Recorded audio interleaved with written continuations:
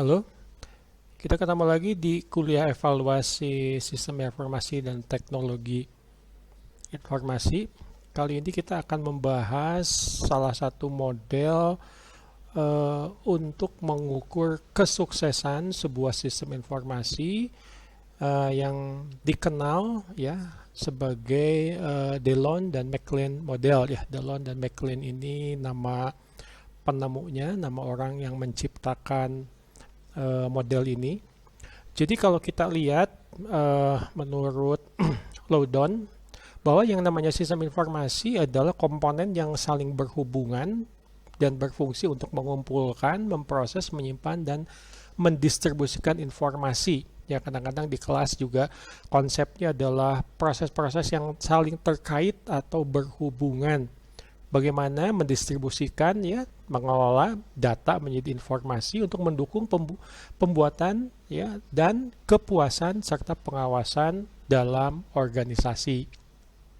Nah, sebelumnya kita pernah mempelajari beberapa metode untuk evaluasi yang dalam rangka mengukur kesuksesan atau keberhasilan atau fitnya pemanfaatan teknologi, misalkan dalam pelaksanaan sistem informasi di sebuah instansi atau organisasi atau perusahaan.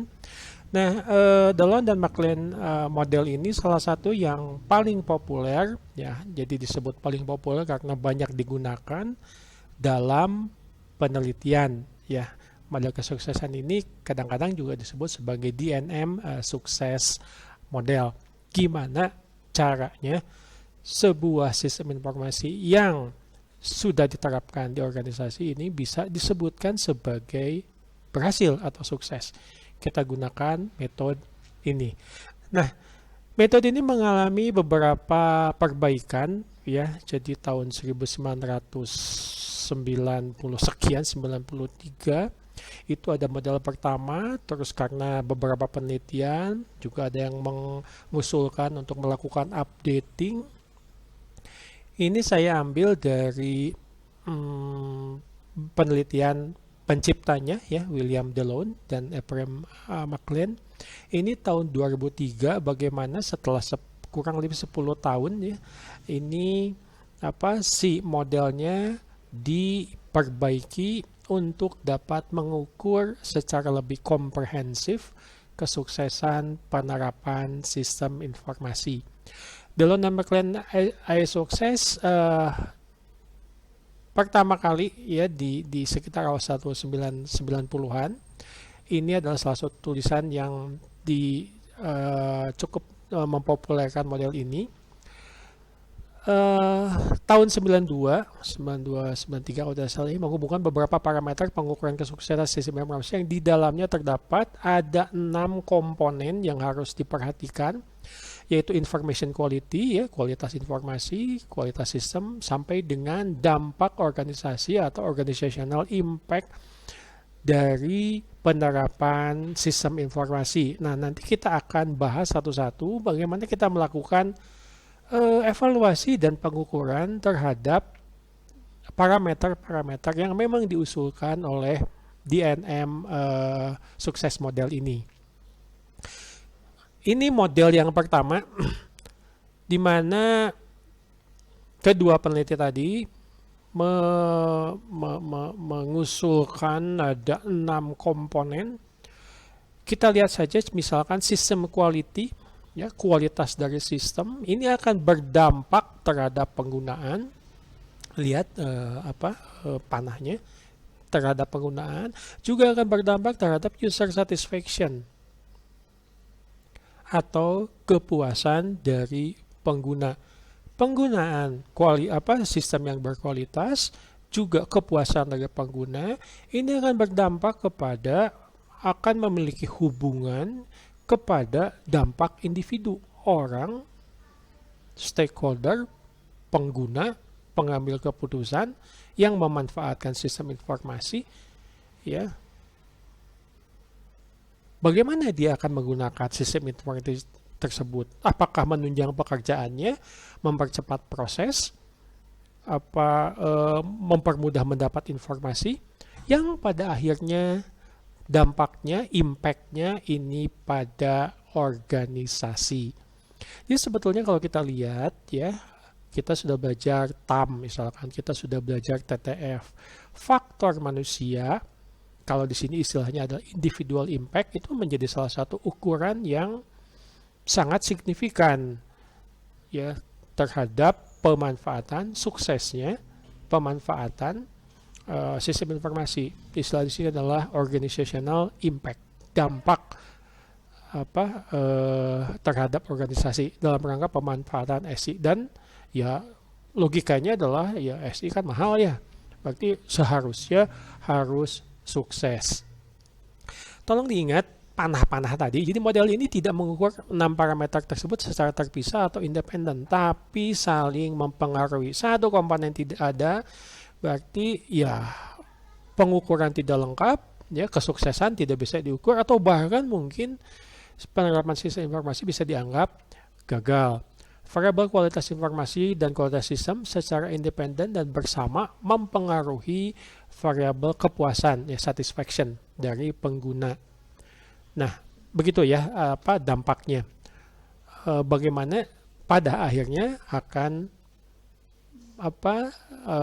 mengacu kepada dampak organisasi. Nah, seperti yang sudah saya sampaikan di awal bahwa DNM IS sukses ini ya model penerapan sistem informasi sukses menurut Dillon dan McLean ini menerima berbagai tambahan, berbagai menerima perbaikan, kritikan. Ya, model ini kemudian diuji kembali oleh Peter B. Sedan. Ia menambahkan, mengusulkan beberapa hal untuk lebih spesifik pada model kesuksesan. Ya, model kesuksesan awal. Sedan menyatakan bahwa terdapat beberapa hal yang harus diperhatikan dalam variabel penggunaan. Jadi, penggunaan sistem informasi itu tidak sesederhana semudah kelihatannya. Variabel penggunaan tidak digunakan sebagai ukuran sendiri dari kesuksesan sebuah sistem, tapi juga dampak dari kualitas sistem, kualitas informasi, dan kepuasan pengguna. Nah, ini versi yang paling baru. Tolong diingat ya, jika Anda akan melakukan penelitian menggunakan DNM model, tolong menggunakan yang terbaru yang sudah diupdate. Jangan menggunakan versi awal yang tahun 192, 193 ya. Tapi pakai yang tahun 2003 yang terbaru. Seperti ini. Apa perbedaannya? Ternyata di sini bukan cuma di awalnya bukan cuma mengukur information quality dan system quality, tapi ini. Ya, bagaimana kita bisa mengukur kualitas dari layanan sistem informasi tersebut. 3 komponen awal ini semuanya mempengaruhi bukan hanya penggunaan, tapi intention to use, niat untuk menggunakannya. Ya, jadi kalau melakukan sesuatu ya diawali dengan niat dulu. Kalau sudah tidak niat, lihat sistemnya saja sudah tidak familiar ya, terus merasa tidak mendukung pekerjaannya, ya tidak ada keinginan untuk menggunakan. Lalu juga tiga-tiganya ini mengaruhi ya user satisfaction. Dan akhirnya akan use dan user satisfaction ini juga saling mempengaruhi. Kalau kita lihat kompleks, bahkan setelah menghasilkan keuntungan, ini akan balik lagi. Jadi kalau tadi cuma satu arah ya ke keuntungan, ke dampak pemanfaatan sistem informasi, kalau dampaknya bagus, user satisfaction juga akan semakin meningkat. Jadi ukuran-ukuran ini harus dipertimbangkan dalam evaluasi sistem informasi. Bagaimana information quality menentukan intention to use. Bagaimana sistem quality misalkan mendukung user satisfaction. Nah, di sini penelitian harus membangun hipotesis-hipotesis baru yang menyatakan bahwa sistem quality mendukung user satisfaction. Ini komponen, sebutnya misalkan komponen H1 atau H2 atau H3. Nah, ini diukur. Diukurnya dengan menggunakan wawancara, survei, dan seterusnya. Tapi kita harus lihat dulu ya. Kita harus patuh, harus fokus, harus mengikuti aturan-aturan dari DNM method ini. Perhatikan panah-panahnya, keterhubungan antar komponen yang harus ada, harus diukur, dan saling berhubungan. Ini ya variabel yang ditambahkan, service quality,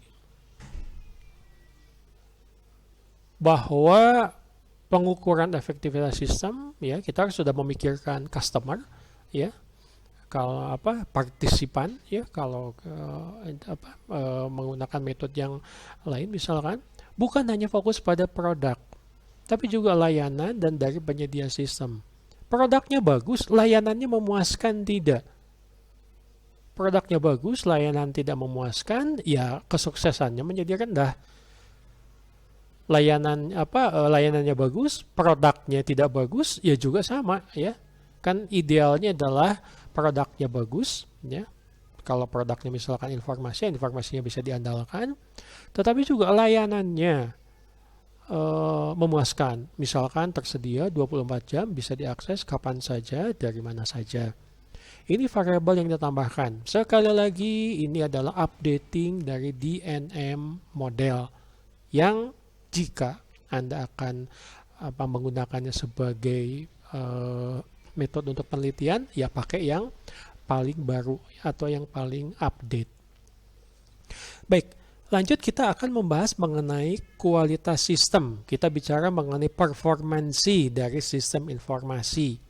Bagaimana ternyata kualitas sistem itu banyak dipengaruhi oleh kemudahan penggunaan. Sulit digunakan, orang tidak mau pakai sistem informasi, kesuksesan akan menurun. Kenapa mudah digunakan? Karena mudah dipelajari. Kenapa mudah dipelajari? Karena fitur sistemnya sudah familiar dan sesuai dengan pekerjaan yang akan diselesaikan. Akurasi sistem, fleksibilitas, semuanya mendukung, semuanya menjadi indikator untuk dapat diukur. Ini sukses, ya, kesuksesan sistem informasinya. Jadi, indikator diperlukan karena kualitas sistem merupakan variabel laten yang memang wajib ada, yang wajib harus dapat diukur. Indikator itu apa yang tadi saya sebutkan, ini akan menjamin kualitas sistem yang lengkap, yang baik, jika semuanya ukurannya itu ternyata bagus. Baik, ada 5 indikator kualitas sistem. Tadi sebetulnya secara singkat ya sudah dijelaskan, ada kemudahan penggunaan. Akan dikatakan berkualitas jika sistem tersebut dirancang untuk memenuhi kepuasan pengguna. Semudah mungkin, sesimpel mungkin. Kecepatan akses, waktu respon bagus. Reliability, keandalan sistem bisa diandalkan. Kalaupun sistem rusak, ada masalah, ada backup. Ada cara lain untuk tetap sistem bisa berjalan. Ada fleksibilitas. Kemampuan sistem informasi dalam melakukan perubahan-perubahan kaitannya untuk memenuhi kebutuhan pengguna. Pengguna bisa pakai laptop, pengguna bisa pakai PC, pengguna bisa pakai smartphone, misalkan. Fleksibilitas. Di balik fleksibilitas itu tetap yang namanya security atau keamanan tetap penting. 5 indikator ini harus ada, harus bagus, bukan cuma mudah, fleksibel, tapi misalkan harus tetap aman. Selanjutnya adalah produk yang dihasilkan oleh sistem informasi, ya tentu saja informasi yang bisa digunakan dalam menyelesaikan pekerjaan, dalam pengambilan keputusan, ya dalam menyelesaikan proses-proses yang memang ada di sistem informasi tersebut. Ini akan diukur dari kualitas output dari sistem informasi, terutama biasanya dalam bentuk report atau laporan-laporan. Ya, kualitas informasi ini adalah karakteristik dari output. Kita selalu menyebutnya output system atau produk dari sistem informasi. Kalau di internal ini mungkin dalam manajemen laporan, ya, untuk internal dan eksternal, mungkin juga informasi yang disajikan atau bisa diakses di halaman web. Menurut O'Brien tahun 2006, ini ada 3 dimensi kualitas informasi yang bagus, yang harus diukur, yang bisa menghasilkan informasi yang berkualitas atau tidak. Yang pertama adalah time dimension. Ya. Dimensi informasi yang berkaitan dengan waktu. Yang pertama adalah currency. Informasi harus bisa disampaikan tepat waktu. Informasi yang tersaji cepat akan memuaskan pengguna dan mendukung pengambilan keputusan. Informasi yang paling update. Informasi dari data yang terbaru. Dan timeliness. Kapanpun, waktu kapanpun, pengguna menginginkan informasi yang update tersebut bisa diakses dengan mudah. Tadi saya berkali-kali bilang update. Artinya apa? Frekuensi dari informasi itu tersedia kapan saja bisa diakses. Ini dimensi pertama, yaitu time dimension, berkaitan dengan waktu. Tidak cukup hanya dengan waktu, harus ada dimensi yang kedua, yaitu konten. Isi dari informasi atau konten dari informasi. Yang pertama ada accuracy. Jangan sampai ada kesalahan, tidak menjerumuskan atau user jadi salah paham dan berakibat salah dalam pengambilan keputusan. Selanjutnya adalah relevan. Relevan dengan apa? Ya, sesuai bagian keuangan misalkan. Ya, informasinya ya berkaitan dengan bagian keuangan. Jangan informasi yang malah berhubungan dengan misalkan bagian personalia, harus sesuai dengan kebutuhan user.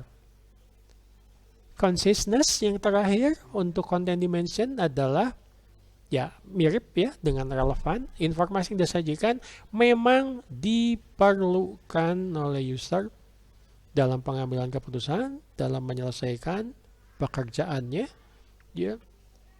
Jadi 3 ini bagian dari content dimension. Dan yang terakhir adalah form dimension. Dimensi bentuk informasi.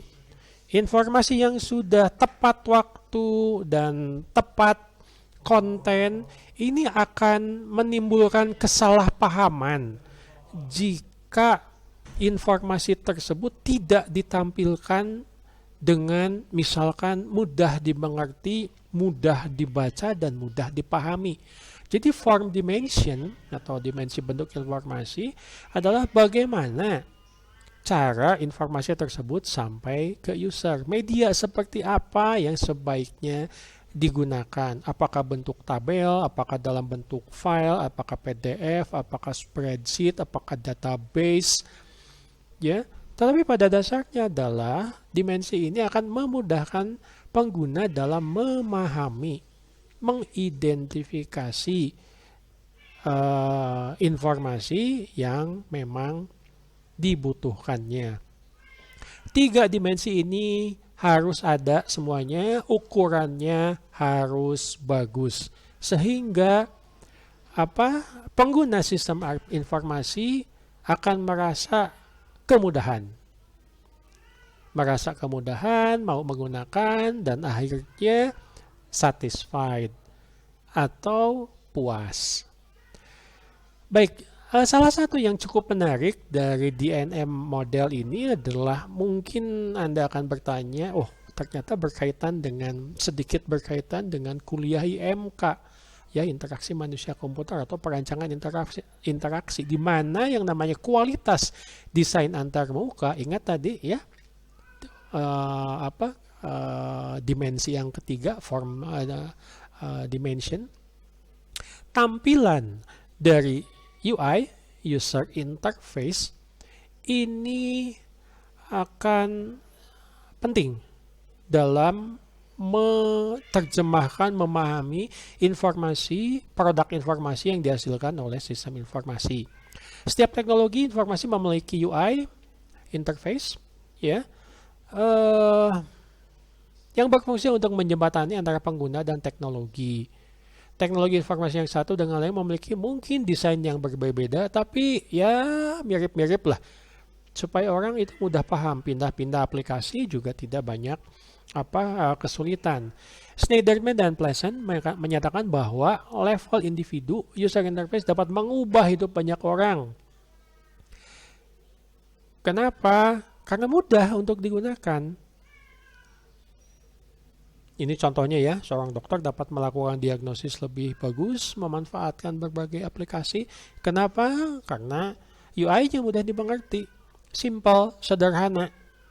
Ya, termasuk misalkan pilot dapat menerbangkan pesawat dengan lebih aman.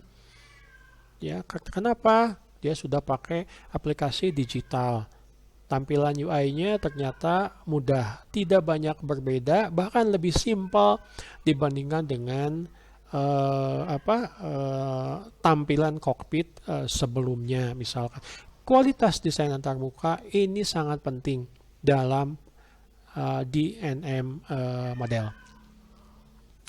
Selanjutnya, tadi kita bicara mengenai security. Tidak ada artinya apa yang kita bahas tadi jika ternyata aplikasinya tidak aman. Keamanan dapat didefinisikan sebagai tingkat perlindungan terhadap aktivitas kriminal, bahaya, kerusakan, dan atau kehilangan data dan informasi dari sebuah sistem informasi. Ya sama saja dengan kehilangan sumber daya ya. Itu akan sangat merugikan organisasi. Keamanan informasi membebani semua proses, dikenakan terhadap semua proses dan kebijakan yang dirancang untuk melindungi informasi organisasi dan sistem informasi. Tentu saja dari pengaksesan, penggunaan, pengungkapan, termasuk gangguan-gangguan dan modifikasi, atau mungkin juga perusakan penghancuran dari orang yang tidak punya hak, yang tidak sah.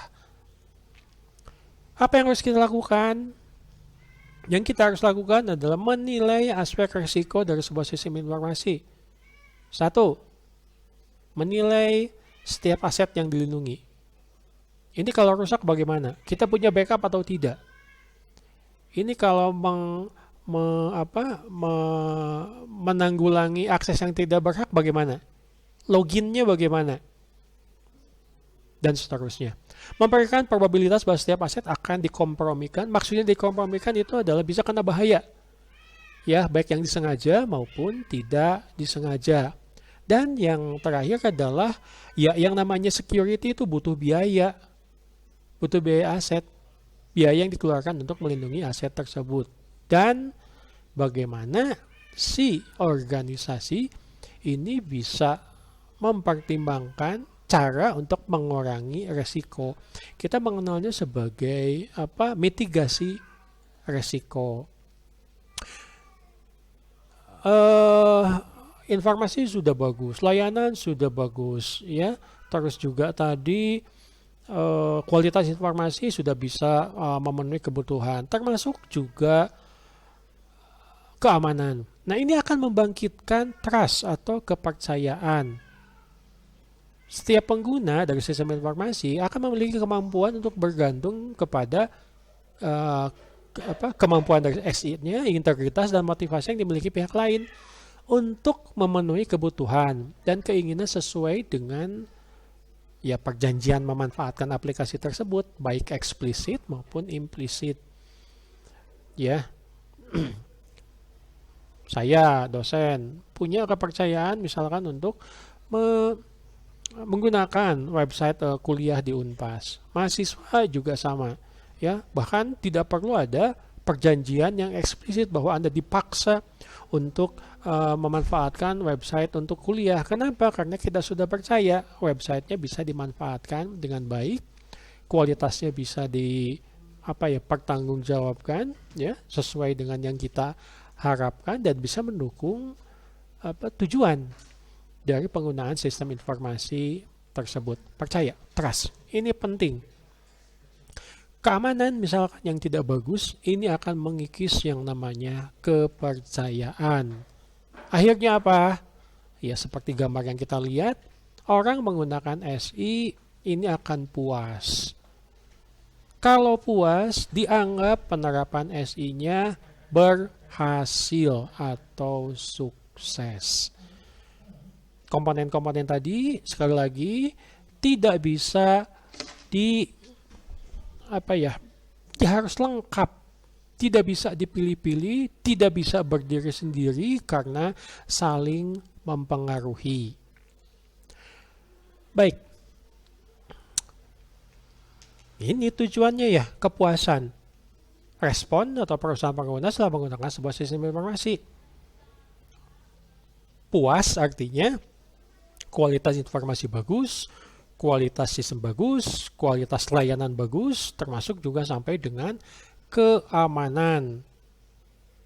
Bagaimana misalkan si produk informasi tersebut ditampilkan outputnya, dihasilkan, bisa lewat website, bisa lewat layanan atau dukungan lain dari penyedia sistem. Semua yang tadi kita bahas ini akan dinilai. Komponen-komponen tadi dinilai mulai dari kualitas informasi sampai dengan dampaknya terhadap perusahaan. Penilaiannya adalah ya kita pengennya positive disconfirmation, di mana kinerja ini lebih baik daripada harapan.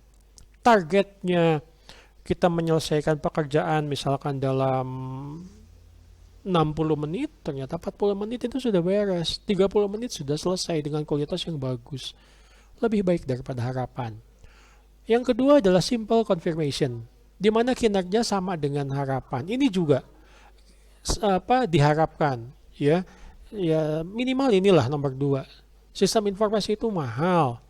Jadi kalau sampai negatif disconfirmation, ternyata lebih buruk dari sebelum ada sistem informasi atau sistem informasi versi sebelumnya, waduh.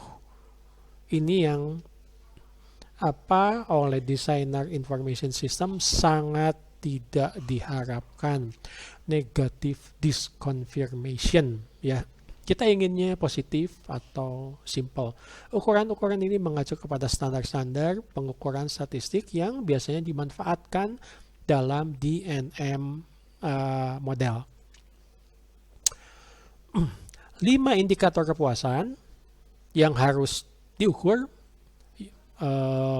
ditanyakan dulu ya, di survei, di wawancara, mungkin questionnaire kalau diukur. Yang pertama adalah konten. Kepuasan pengguna dilihat dari isi, baik fungsi maupun modul yang biasa digunakan oleh pengguna. Yang kedua adalah akurasi. Keakuratan data pada saat menggunakan sistem informasi, data yang memang dibutuhkan oleh user, formatnya bagaimana, ya data benar tapi formatnya sulit dibaca atau sulit diartikan, ini juga akan menurunkan kepuasan. Kemudahan untuk penggunaan, tadi berkali-kali kita bahas ya, bahwa ease of use, kemudahan penggunaan ini sangat signifikan dalam meningkatkan kepuasan pengguna. Dan yang terakhir adalah timeliness. Ketepatan waktu ini tidak bisa ditawar-tawar.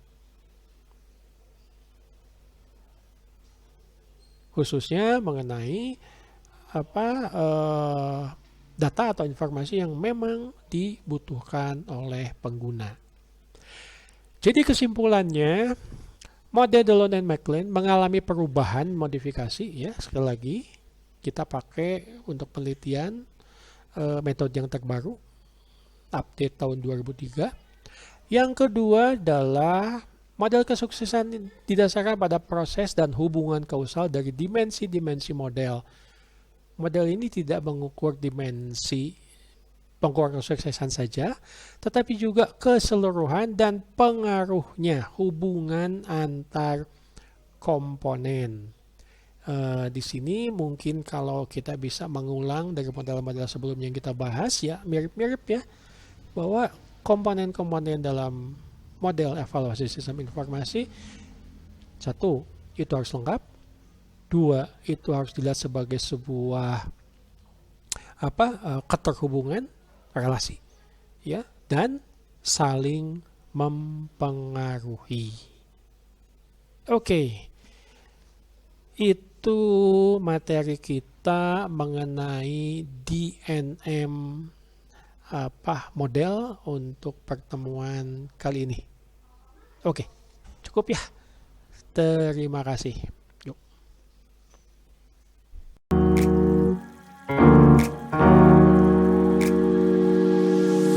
Bro.